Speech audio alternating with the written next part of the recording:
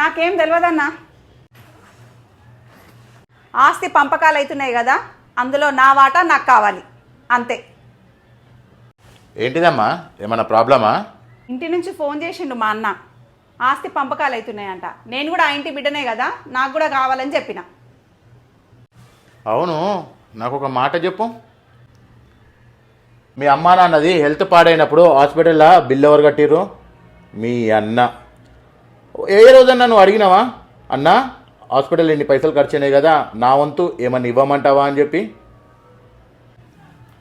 ఆ ఇంటి గురించి, మీ అమ్మ నాన్న గురించి మీ అన్న ఒక్కడే కష్టపడుతున్నాడు. ఏ రోజన్నా నువ్వు అన్న నేను రావాలా, నీకేమైనా హెల్ప్ చేయాలని అడిగినావా? కానీ ఆస్తి పంపకాలు అవుతున్నాయని తెలియంగానే నా వాటా నాకు కావాలని అడుగుతున్నావు.